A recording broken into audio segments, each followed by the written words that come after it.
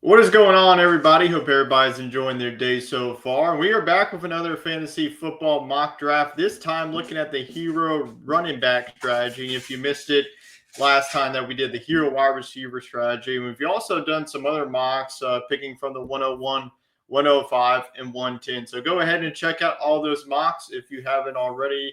And today, like I mentioned, we will be looking at the hero running back draft strategy. So it's going to be a similar format to how we've been doing our other mock drafts. We are going to be picking from the 1.06. It is still a 10 team full PPR format, and the roster is still the same as always here. One quarterback, two running backs, two wide receivers, a flex, a tight end, a kicker, a defense, and then six bench spots to round out the roster. So let's go ahead and dive into the draft to see how the first round has already shaped out so far, looking at the draft board here. So 1.01 has been the consistent pick here throughout all of our mock drafts that we have done here on the channel. Jamar Chase has gone at 101, Bijan Robinson at 102, Saquon Barkley, and Jahmyr Gibbs. So all of the three top running backs in this strategy are always off the board. So that's how the strategy is going to work. If you have an early round pick, you're going to go after Robinson, Barkley, and Gibbs. If you have a later round pick, that's going to be Devon Achane, Aston Genty, Christian McCaffrey, and Derrick Henry has also sneaked into the first round here. So after the running back run, CeeDee Lamb went at the 105. So there's still some really good wide receivers on the board, but unfortunately we cannot go into any of these wide receivers today since we are locking in on that hero running back strategy. So looking at the running back tiers here, on Fantasy Pros, there's still one tier one running back in Christian McCaffrey. He's the number 4 overall running back here on these draft rankings. Aston Genty, Devon Achane, Derrick Henry, and Chase Brown are all in tier number 1. So once again, we are going to be going with Christian McCaffrey in this hero RB build to anchor our squad at the running back position. I think that Christian McCaffrey, it's either going to be a really good pick if he stays fully healthy. I could see him as the RB1, but he's also have that injury concerns with him. But nonetheless, with this strategy, we're going to go with Christian McCaffrey. In my eyes, he is the best running back still on the board for us. So we are going to be rolling with CMC to anchor our squad. Now, so since we already have Christian McCaffrey to anchor our running back position, now we want to get our wide receivers, our tight end, and then potentially our quarterback down the stretch here. So all 4 quarterbacks, elite quarterbacks on the board: Josh Allen, Lamar Jackson, Jane Daniels, and Jalen Hurts. We will quickly go to the draft board here. So after Christian McCaffrey went to our squad, we did have a run on wide receivers here to win the first round. You had Justin Jefferson at 107, Malik Neighbors at 108, Puka Nacua at 109, and Amon-Ra St. Brown at 110 to finish out the first round. Then to start the second round, Nico Collins, who I think is going to be an absolute dog in fantasy football this year. We did have a run on running backs, which was good for us since we in this strategy. We already have our hero running back. So still a lot of good receivers on the board. Ashton Genty, Derrick Henry, and Devon Achane all went before us. So look at the cheat sheet here. Look at the wide receivers. You still have Brian Thomas and Drake London. I mean, if we weren't doing a hero running back strategy, I would consider Chase Brown here. Brian Thomas and Drake London are still available and still the last tier 2 receivers here. Looking at the tight ends, though, Brock Bowers and Trey McBride, George Kittle, all in tier 1 are still available. But I'm going to go with Brian Thomas. He's going to be the clear on wide receiver 1 for the Jacksonville Jaguars. So I'm going to pick Brian Thomas to be our wide receiver 1. And now we can go either after a wide receiver 2, one of the best available tight ends, or quarterbacks if they are still available. So a lot to be desired still on this roster. So going back to the draft board, after we took Brian Thomas, Drake London went after us at 206. Josh Jacobs went at 207. We had our first tight end go off the board, Brock Bowers, late in the second round, followed by A.J. Brown and Garrett Wilson.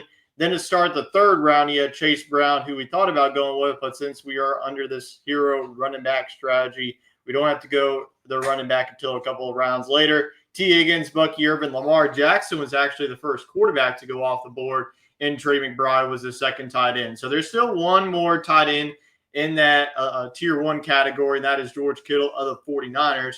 But we still want to go after this wide receiver position here in the third round. So let's go ahead and look at it. We still have Vlad McConkey, JSN, Tyreek Hill, Devontae Adams, and Mike Evans. It's pretty much who you want to pick here. And we are going to be going with Vlad McConkey here. Vlad McConkey is definitely going to be the wide receiver one for this offense. He had a sensational rookie season with the Chargers. You could go with JSN here, but we are going to go with Vlad McConkey. That's going to be the pick for us here at 306. So now moving on to back to the draft board just to see how this thing has played out so far. Jonathan Taylor went at 307 just after us. Josh Allen, Devontae Adams, and JSN.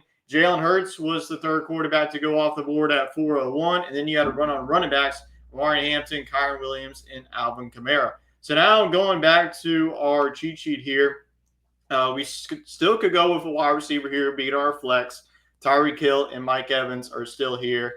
And Jane Daniels, still one of the elite quarterbacks, is on the board there. But I think we are going to wait at the quarterback position, wait for that tier 2, maybe even go into the tier 3.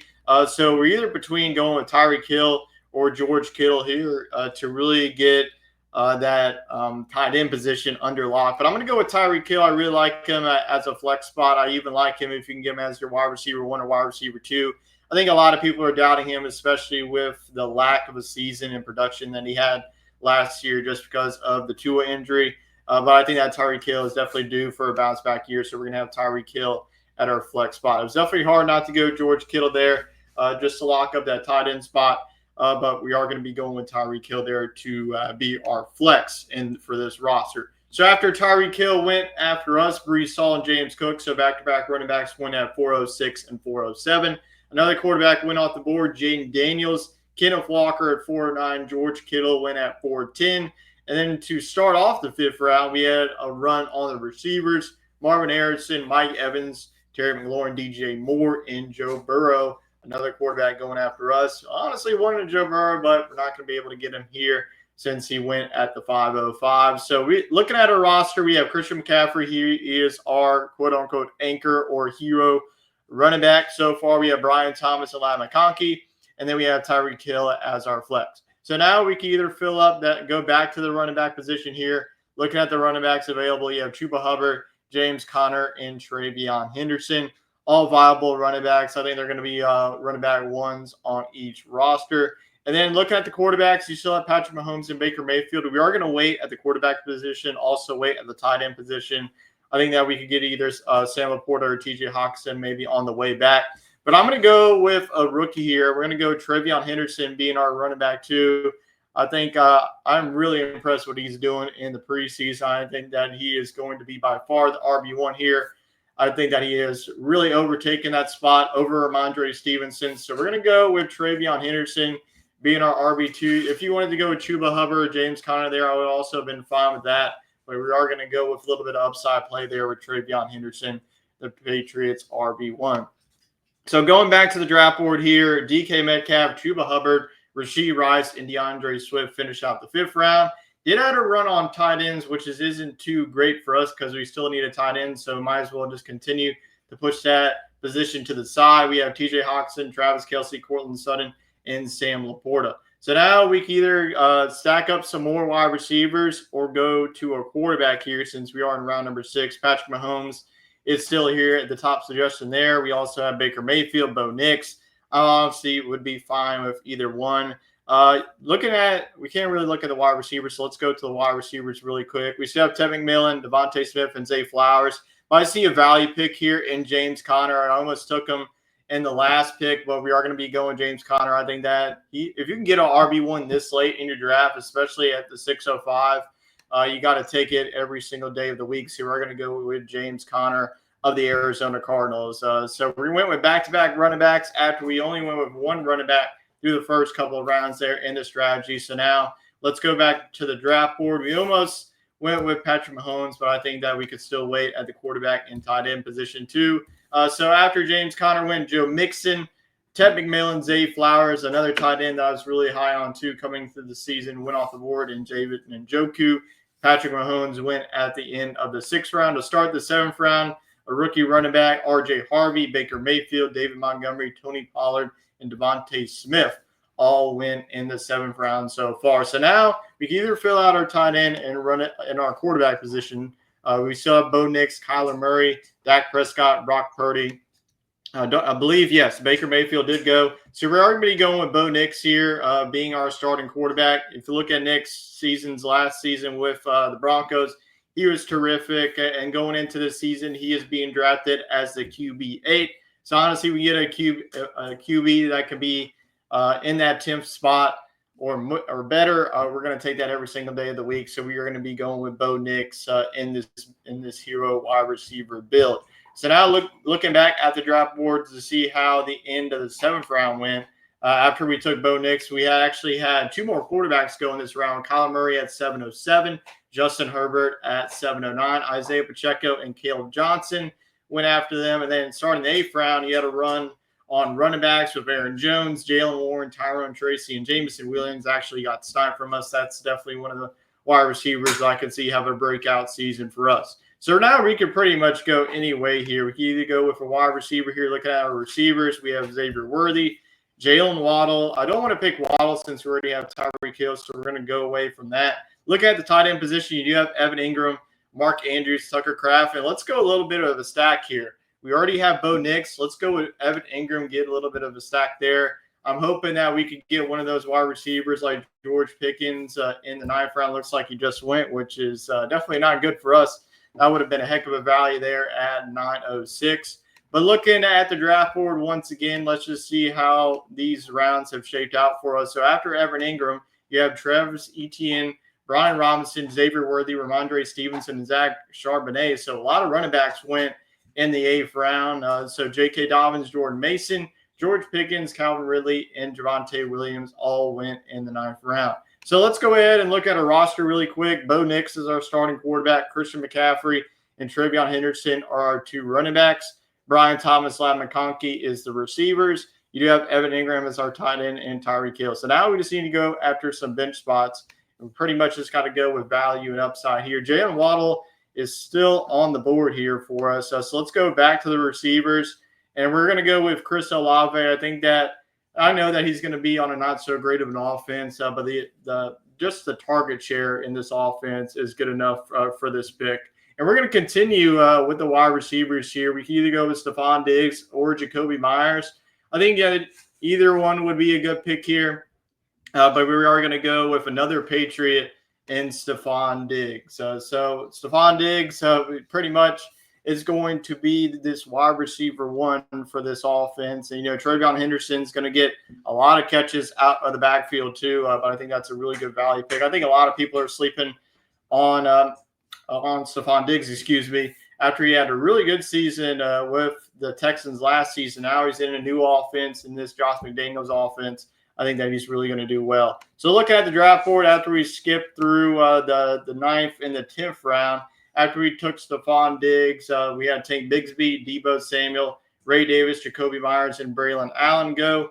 And then at the start of the 11th round, we had Rome Odunze, Jerome Ford, Jordan Addison, Cooper Kupp, and Michael Pittman. So I do want to look at the bench spots here just to see what position that we really need to go after. So we already have a running back, James Conner, who's going to be a viable RB1 every single week from us coming off the bench. We do have 2 viable wide receiver 1s on both of their teams with Chris Olave and Stephon Diggs. So really, you can go any way here. You're just looking for value. You could go with Ricky Pearsall, which could be that wide receiver 1, wide receiver 2, with Deebo Samuel not being on this team anymore. Looking at the running backs, we do have Austin Eckler, Trey Benson, and Jaden Blue. Definitely some upside there, but we are going to continue to feed into this wide receivers. We're going to be going Ricky Pearsall. I think that Pearsall could definitely have a breakout season for this 49ers offense. Like you mentioned, a lot of targets up for grabs, especially with Ayuk still being injured. And like I mentioned, the departure of Deebo Samuel will open up some targets because it's going to be Juwan Jennings and Ricky Pearsall leading the way for the first couple of weeks until Brandon Ayuk is back from injury. So Emeka Egbuka, another wide receiver that we can go after. We do have 3 wide receivers. Let's go ahead and tap back into some running back potential here. We have Trey Benson that we can handcuff. But I'm going to go Jaden Blue. Jaden Blue is definitely one of my underrated running backs this late of the draft. You have Javonte Williams, who's more than likely going to be the starter for the Cowboys. I really like the potential that Jaden Blue provides at this running back position of the Cowboys. The Cowboys are going to be more of a pass-heavy offense. I think they are going to have to run the ball just to complement them at times. So we do have a lot of wide receivers to our disposal here on our bench with Olave, Diggs, and Pearsall. Jaden Blue and James Conner is our backup running backs so far. So I think that we're good at the wide receiver position, though. If we went with a wide receiver, I would go with Emeka Egbuka, the wide receiver 2 for now for the Tampa Bay Buccaneers, just depending on the injury of Chris Godwin. But let's go ahead and go with a backup quarterback. I think that Dak Prescott, like I mentioned, is going to be a pass-heavy offense, and the weapons that he has with CeeDee Lamb and George Pickens, I think that he's going to have a bounce-back year. So give me Dak Prescott to be our backup quarterback behind Bo Nix. So now all we need to do is fill out our defense and our kicker position, and we are going to continue picking the Houston Texans defense. They have a very favorable schedule out the gate, and I'm going to go with the Houston Texans to be our starting defense. Kicker, you could pretty much go anywhere you want here. We are going to be going just with the draft experts. We're going to be picking Will Lutz, the kicker of the Denver Broncos. So that is the end of this draft. Let's go ahead and now take a look more into our starting lineup and then our bench spots. So starting lineup is quarterback is Bo Nix. Running back positions are Christian McCaffrey and Travion Henderson. Since we did a hero running back strategy, this time Christian McCaffrey is that quote-unquote hero running back for us. Travion Henderson would be our running back 2.